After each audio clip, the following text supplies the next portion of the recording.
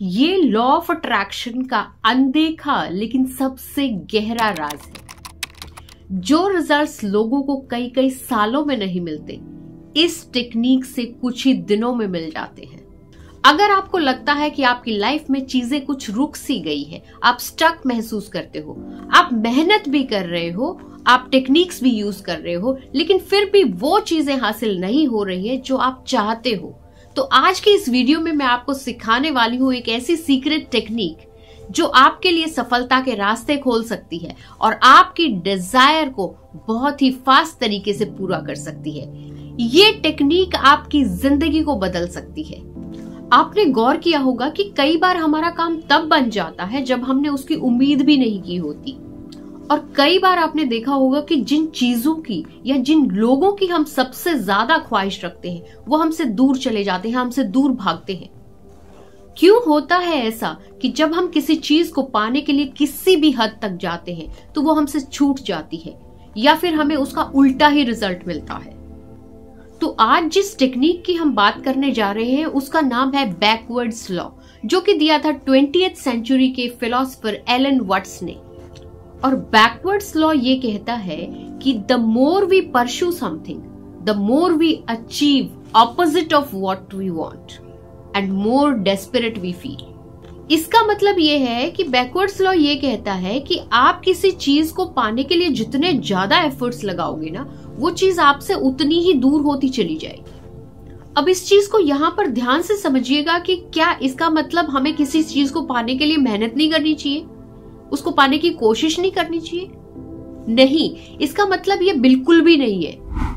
देखिए, इसको ऐसे समझिए कि जब आप किसी चीज को इस इरादे से चाहते हो कि जब ऐसा होगा तो मैं खुश हो जाऊंगा, जब मुझे ये चीज मिल जाएगी तो मैं खुश हो जाऊंगा, जब वो इंसान मेरी जिंदगी में आ जाएगा तो मैं खुश हो जाऊंगा। तो इसमें आप क्या कर रहे हैं? इसमें आप अपनी खुशी को उस चीज के साथ बांध रहे हैं। तो इसका मतलब आप अपनी खुशी को फ्यूचर पे, भविष्य पे टाल रहे हैं।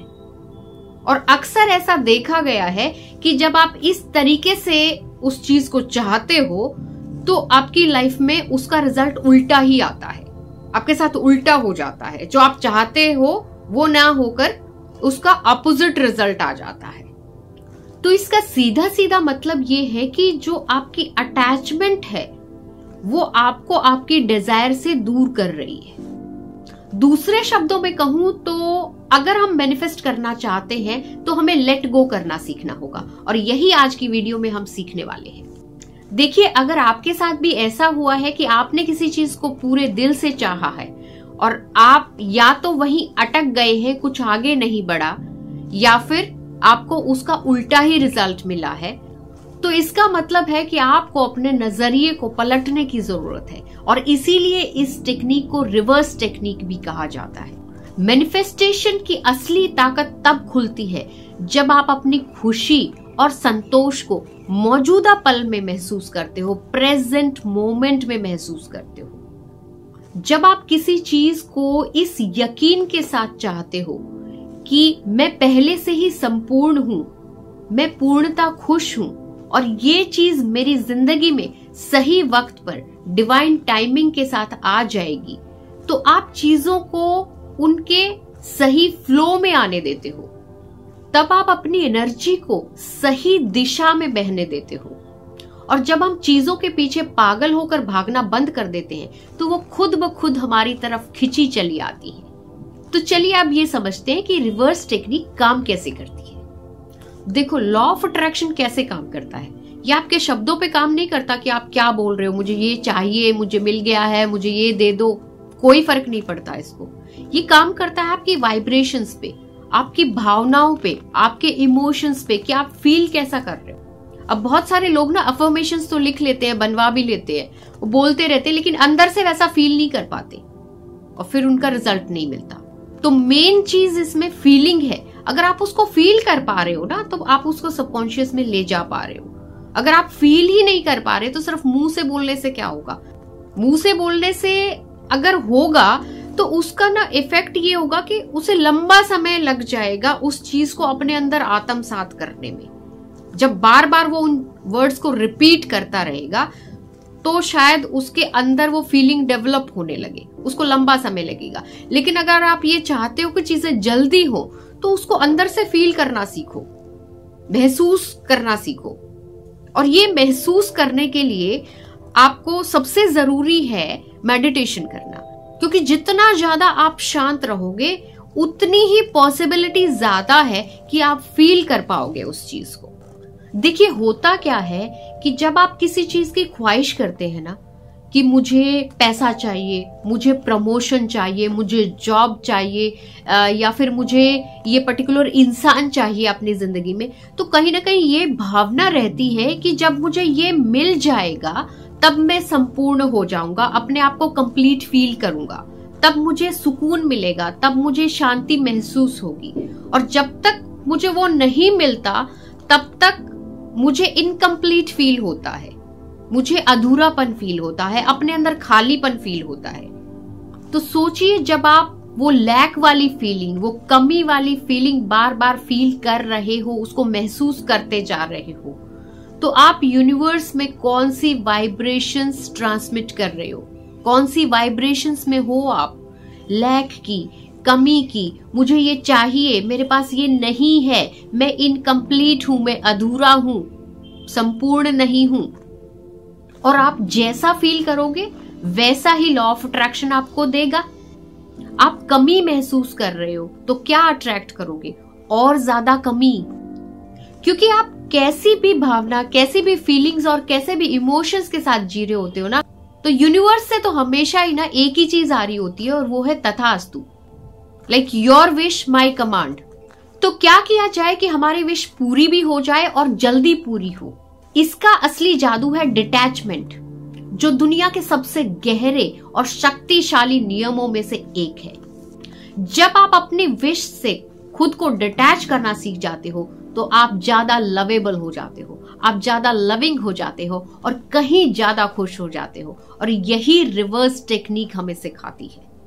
जब आप खुद को अपनी डिजायर से डिटैच कर देते हो तो आप यूनिवर्स को मैसेज देते हो कि अब मैं पूरी तरह से तैयार हूं, मुझे किसी चीज की कोई कमी महसूस नहीं हो रही, मैं रिसीविंग मोड में आ चुका हूं। और उस मोमेंट में आपकी एनर्जी और यूनिवर्स की एनर्जी एक ही फ्रीक्वेंसी पर आ जाती है। और वही वो मोमेंट होता है, वही वो पल होता है जब चमत्कार होते हैं। मैं जानती हूं डिटैचमेंट कई बार इतना आसान नहीं होता, लेकिन जिंदगी में चीजों को पाने के लिए छोड़ना सीखना पड़ता है। जरा सोचिए, अगर आप अपनी मुट्ठी में रेत को पकड़ने की कोशिश करते हैं तो जितनी जोर से आप अपनी मुट्ठी को बंद करेंगे उतनी ही तेजी से रेत आपकी मुट्ठी से फिसल जाता है। लेकिन अगर आप अपनी मुट्ठी को खोल देते हैं तो आपकी हथेली पर आराम से रेत टिक जाता है। लेट गो करना है, डिटैच होना सीखना है तो हमें नेचर से सीखना चाहिए।